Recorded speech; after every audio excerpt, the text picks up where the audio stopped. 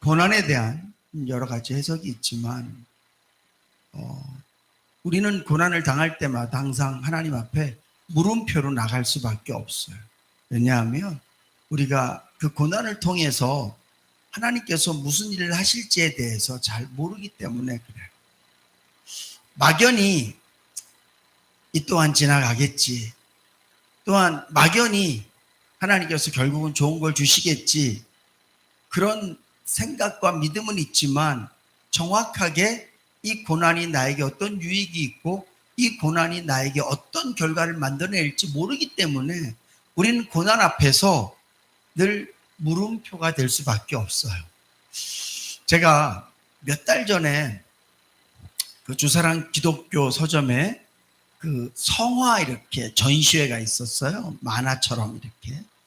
거기 가서 그 감상을 했는데 이 욥기에 대한 그 욥의 고난에 대한 그 그림이 딱 있는데 이게 진짜 기가 막혀요. 천이 한번 나와볼래? 한번 나와봐. 이렇게 저기 내가 이렇게 서봐. 여기 쓰면 제가 욥이에요. 여기 하나님이야.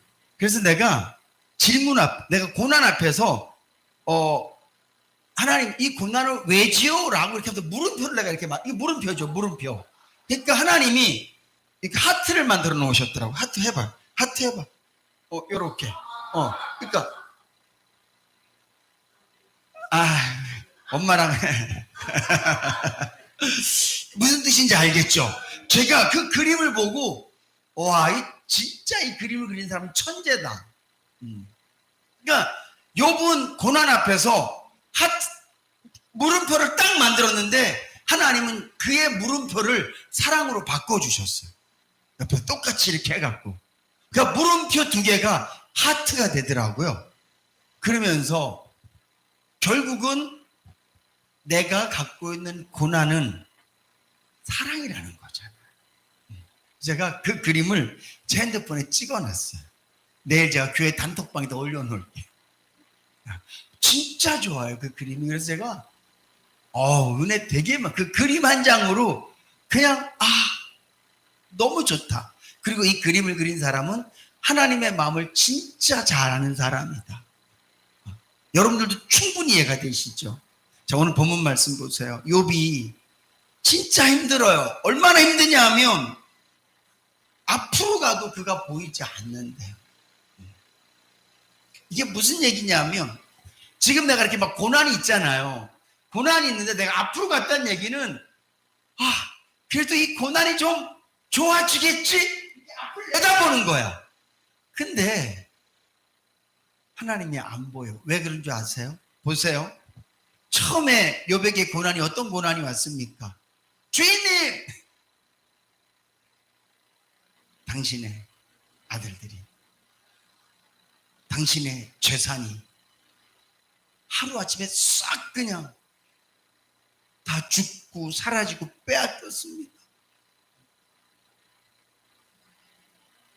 근데 또 그 다음에 내 온몸에 상처가 나고 내 몸이 망가지기 시작하고 부인이라는 사람은 너 진짜 애들 다 죽고 폭삭 망하고 네 몸에 이렇게 지금 온통 욕창이 나갖고 너 죽을 것 같은데도 지금도 하나님을 그렇게 바라보고 주여 주여 그러고 있니? 나는 간다. 좋아질 기미가 보이지 않아요. 그리고 친구들이라고는 찾아와갖고 위로해 주는 게 아니라 너 무슨 죄 있을 거야. 곰곰이 생각해봐. 너 엄청 잘난 척했지? 우리 앞에서 내가 하나님을 찬양했더니만 아들이 잘 되고 내가 하나님께 기도했더니 이런 응답 받고 너 엄청 잘난 척했지? 근데 너 곰곰이 생각해봐. 너한테 무슨 죄가 있을 거야. 그러면서 주머니를 꺼내서 계속 먼지를 털어내는 거예요. 먼지를 털어내니 털어서 안 나는 사람이 어디 있습니까? 이렇게 계속 마음을 괴롭히고 그러니까 욥이 하나님 앞으로 가도 하나님 보이지 않습니다. 아무리 생각해도 지금 내 상황에서 아무리 앞으로 생각해도 하나님 보이지 않아요. 뿐만 아니라 하나님, 내가 왼편에서 하나님께서 일하시나? 이 말은 내가 이렇게 너무 힘든데 혹시 하나님께서 내가 이렇게 힘든 나를 위해서 뭐 특별한 걸 뭘 준비하고 계시나? 아무리 찾아봐도, 하나님의 은혜가 있을까 해서 아무리 찾아봐도 하나님 은혜 안 보여요. 오른편으로 이렇게 돌이켜봐도 하나님 뵐 수가 없어요. 진짜, 아니, 살아계시다면서요. 나를 사랑하신다면서요. 내가 그렇게 잘 나가고 잘 될 때는 하나님 계시더만. 목사가 막 목회할 때 막 교회가 부흥되고 막 뭐가 잘 될 때 주의 은혜고 하나님께서 일하시기 막 보여요. 근데 기도해도 성도들은 아프고 막 어려운 상황들이 생기면 하나님 진짜 이제 일 안 하시나? 옆에 교회를 위해서는 엄청 일 많이 하시는데, 간증 들어보면 딴 사람들을 위해서는 일 엄청 많이 하시는데 도대체 왜 나를 위해서는 일 안 하시지? 이런 마음이 들 때가 있어요. 인생을 살다 보면. 우리가 다 욥이잖아요. 우리가 욥이에요. 무슨 욥을 어디서 찾아요? 한번 답사, 내가 욥입니다. 내가 욥이에요. 욥이라니까. 때때로 내 인생이 욥이 된단 말이에요. 때로는 욥처럼 흥할 때도 있고, 때로는 욥처럼 이제 욥기서 40장 마지막 절에 하나님께서 다시 또 다 회복시키시고 그런 은혜를 누릴 때도 있지만, 때로는 내가 욥처럼 고난받고 핍박받고 생각대로 안 되고 기도에도 응답이 안 되는 것 같고, 오늘 욥의 고백처럼 앞을 봐도 하나님은 보이지 않고, 혹시 왼편에 계시나? 여기도 보이죠. 오른편도 역시 안 계시고, 도대체 당신은 어디 계신 겁니까? 여러분, 이럴 때 우리에게 필요한 게 뭐예요? 믿음이에요.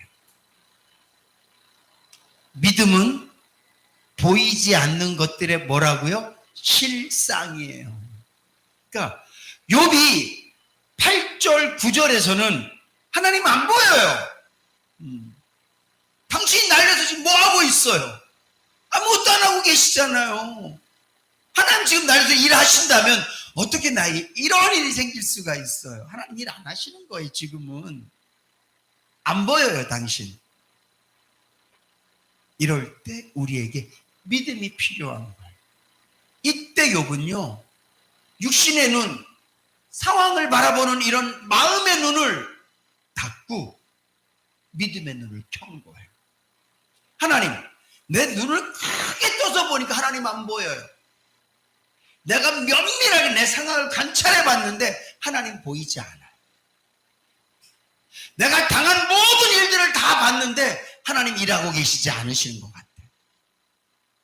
지금 내 삶을 내가 하나하나 손꼽아서 면밀히 다 들춰봤는데 어디에도 하나님의 흔적과 사랑은 내가 느껴지지 않아요. 내 아들, 내 딸 어떻게 하실 거예요? 당신이 나에게 복 주셔서 얻은 거지만 내가 그것들을 얻으려고 내 재산, 내 양과 소, 그거 얻으려고 내가 평생을 노력했어요. 그것 어떻게 하실 거예요? 하나님 안 보여요. 근데 주님, 이제는 내가 내 육신의 눈을 닫겠습니다. 그리고 믿음의 눈을 열겠습니다. 사랑하는 성도 여러분, 사실은 잘 될 때는요, 이 육안으로도 하나님이 막 보여요. 우와, 잘 되네. 예를 들면 교회 자리 꽉 찼어. 그러면 목사 눈에 눈으로만 봐도, 꽉 찬 눈으로만 봐도, 이야, 하나님은 살아계시네. 만약에 꽉 찬 성도들을 바라보고 역시 나는 훌륭한 목사야. 그러면 이건 이미 맛이 간 목사고 그 막간 목사예요. 목사 성도들에서 막 기도했는데 성도들이 막 나아요. 병도 낫고 하는 일도 잘 돼서 목사님 기도받고 나았어 이럴 때 역시 나는 괜찮은 목사 이러면 그 목사는 맛이 간 목사예요. 진짜 정신 나간 목사예요. 죄송하지만 그런 목회자들 많아요. 저도 장담 못해요. 한 번도 그래 본 적이 없으니까. 정말 그랬을 때 역시 드디어 하나님 한번 나 쓰시는구나. 그래 내가 이름이 신용인데 그러면 맛이 갔다고요. 정신 나간 목사가 되는 거예요. 기도하는 게 응답받고 뭐가 잘 될 때 하나님이 보이죠. 눈안으로. 와 역시 하나님은 일하시는구나. 근데 안 되고 힘들고 어려울 때 이 눈으로 하나님이 보여요? 마음의 눈으로 하나님이 느껴져요? 안 보인다니까요. 이럴 때는 이 눈을 좀 감으세요. 상황을 보지 마세요. 이 마음의 눈, 내 감정의 눈을 좀 감으세요. 좋으면 기뻐하고 슬프면 막 엉엉엉엉거리고 막 짜증나고 신경질 나고 염려되고 막 이런 슬픔이 넘치는 이 감정의 눈을 좀 감으세요. 그리고 안 될 때일수록 믿음의 눈을 크게 뜨실 수 있기를 주님의 이름으로 축복합니다. 믿음의 눈은요 깜깜한 데서도 주님은 보여요. 왜? 믿음의 눈이니까. 아멘? 믿음의 눈은 지옥 같은 데서도요 천국 가는 길이 보여요. 믿음의 눈은 온통 모든 것들이 왼수같이 나에게 달려들지만 그때도 나를 도우신 하나님이 보인다니까. 오늘 욥이 자신에게 들리는 수없이 많은 이야기들, 친구들 이야기들, 그리고 눈앞에 펼쳐진 수없이 많은 상황들, 몸에서 느껴지는 고통, 냄새, 이 모든 것을 이제는 잠깐 닫고 믿음의 눈을 딱 뜬 거예요. 뜨니까 10절처럼 고백하는 거예요. 내 눈에는 하나님 보이지 않아요. 근데 믿음의 눈에는 보여요. 하나님이. 어떤 하나님이 보이냐? 나의 길을 오직 그가 아시나니. 이 하나님이 보일 줄로 믿으시기 바랍니다. 저는 오늘 아침에 사실은 오늘 보내드린 말씀이 읽으셨어요?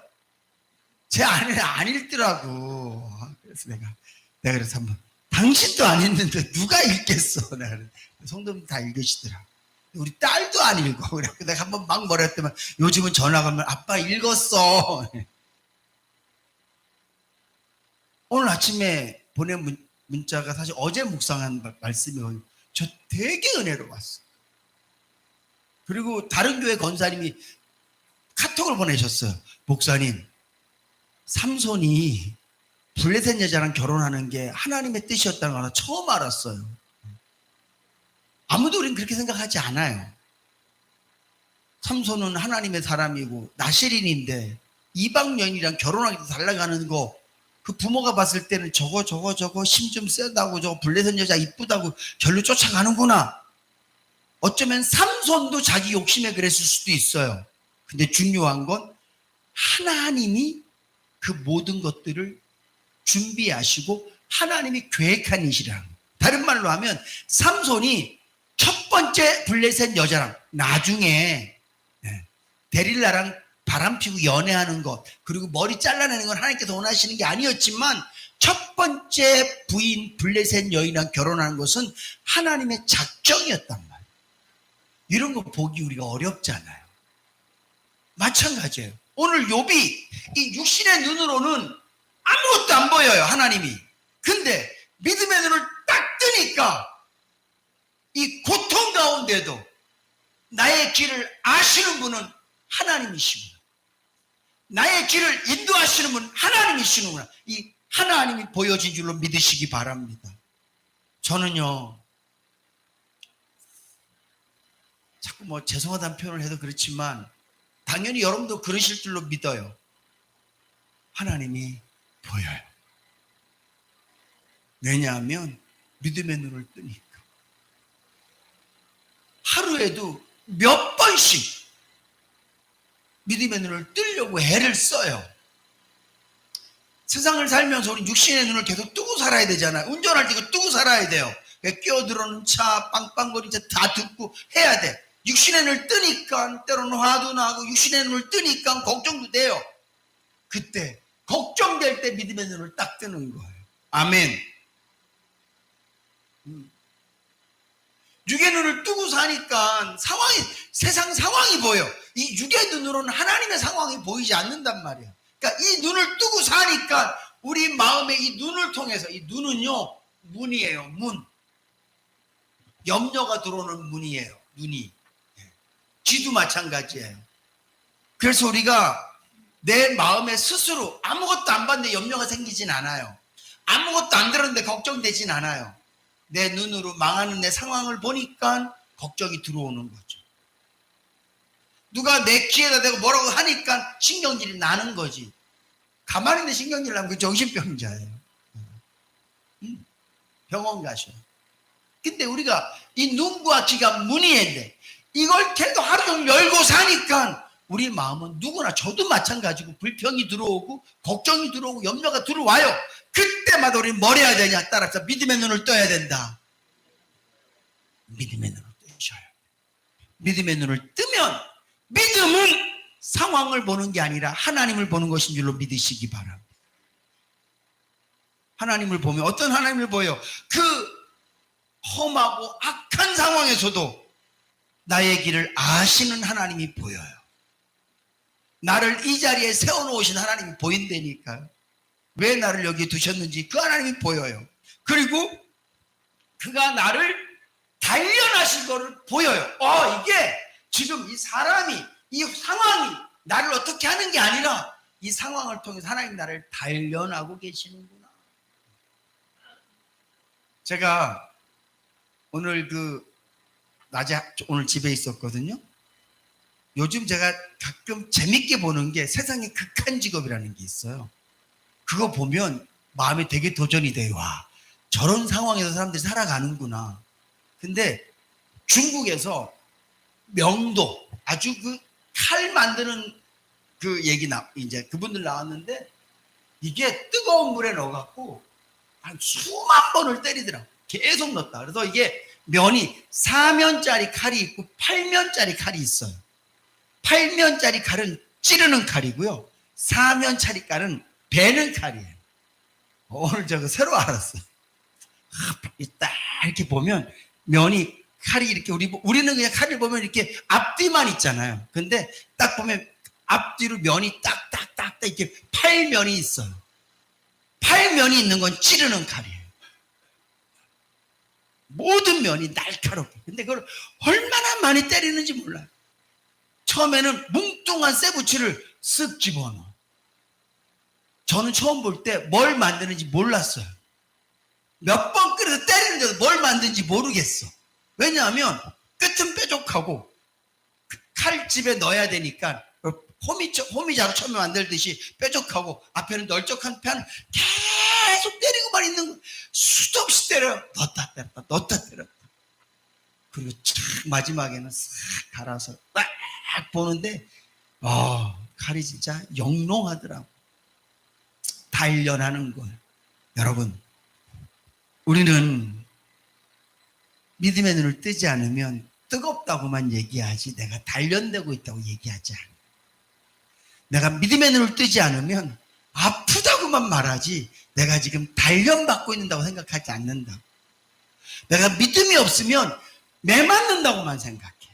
믿음이 없으면 불 속에만 들어간다고 생각해요. 근데 믿음의 눈을 뜨면 매 맞는다가 아니라 단련되고 있다. 내가 뜨거운 데 들어갔다고만 느끼는 게 아니라 지금 내 더러운 걸 빼내고 있고 나를 모양을 바꾸기 위해서 이 뭉툭한 새 모양을 날카롭게 만들기 위해서 지금 불 속에 불로 집어넣지 않으면 얘가 아무리 때려도 얘가 벗겨지지 않으니까 모양이 만들어지지 않으니까 불 속에 집어넣어서 좀 새를 말랑말랑하게 만들어야 된단 말이죠. 믿음의 눈이 아니면 매 맞는 거고 믿음의 눈이 아니면 뜨거운 불속이지만 믿음의 눈을 뜨니까 내 불순물을 빼내고 나를 좀 말랑말랑하게 만들려고 하시는구나. 그리고 나를 때려서 하나님께서 필요한 모양으로 만드시는구나. 이게 언제 가능하다고요? 믿음의 눈이 떠질 때만. 그래서 우리는 계속 믿음의 눈을 떠야 돼요. 아멘. 이거 진짜 중요해요. 믿음의 눈을 우리가 보통 계속 뜨고 살지 않는다니까. 왜냐, 우리는 이 눈, 육안을 뜨고 살도록 하나님께서 우리를 만드셨어요. 이걸 뜨고 살도록 만드셨기 때문에 우리는 이걸 뜬 순간 믿음의 눈이 감겨요. 자꾸 뭘 보니까. 근데 이제 우리가 용을 써서 내 믿음의 눈을 뜨려고 힘을 내야 돼. 그래서 믿음의 눈을 뜨면 이 자리에 두신 하나님이 보이고, 나를 단련하신 하나님이 보이고, 그리고 결국은 이 일을 통해서 내가 어떻게 나온다고요? 정금같이. 저는 오늘 사실은 이 끝에 방점을 두고 싶었는데 믿음의 눈보다는 이 끝 얘기를 진짜 세게 하고 싶었었거든요. 세상 사람들은 고난이 오면 그 다음에 끝에 뭐가 와요? 낙이 온다고 생각하잖아요. 근데 성경은 우리에게 고난 다음엔 믿음이라고 말하는 줄로 믿으시기 바랍니다. 그래서 어떨 때 사람들 보면 좀 답답해요. 저는 고난을 많이 받았대. 근데 여전히 믿음이, 죄송해요, 표현이 핫발이야. 믿음이 핫발이라는 얘기는 교회 안 나온다, 뭐 기도한다, 이런 얘기가 아니에요. 하나님을 믿고 의지하는 게 너무 연약해. 그래서 툭하면 화내고, 툭하면 낙심하고, 툭하면 절망해. 그거는 그냥 생으로 고생한 거예요. 생으로. 하나도 정금처럼 나온 게 없어. 여러분, 하나님이 저와 여러분들을 연단하실 때 물론 그 연단을 통해서 더 좋은 건강도 주시고 더 좋은 사람도 만나게 하시고 또 물질도 주시고 욥처럼 뭐 다 회복도 시키시고, 근데 답은 그게 아니에요. 하나님께서 원하시는 건 나인 줄로 믿으시기 바랍니다. 그래서 오늘 저와 여러분들이 믿음의 눈을 떠서, 아, 하나님께서 나와 함께 계시구나. 그럼에도 불구하고 하나님은 나를 지키시고 인도하고 계시구나. 하나님 날 연단하시겠네? 아, 결국은 내가 이 사람을 통해서, 이 어려움을 통해서 하나님 내가 더 좋은 믿음 되기를 원하시는구나. 믿음이 더 좋아지잖아요. 나중에 상황이 좋아지면 좋고 상황이 안 좋아져도 좋고, 내가 정말 세상이 감당해낼 수 없는 그런 사람이 되는 거예요. 다른 말로 하면 마귀가 함부로 할 수 없는 사람이 되는 거예요. 바라기는 오늘 저와 여러분들이 우리의 상황 속에서 믿음의 눈을 크게 뜨셔서 그 하나님 바라보시고 잘 연단 받으셔서 다 우리의 고난과 우리의 현실 속에서 정금같이 나오는 그런 놀라운 미래를 내 미래로 만드실 수 있기를 주님으로 축복합니다.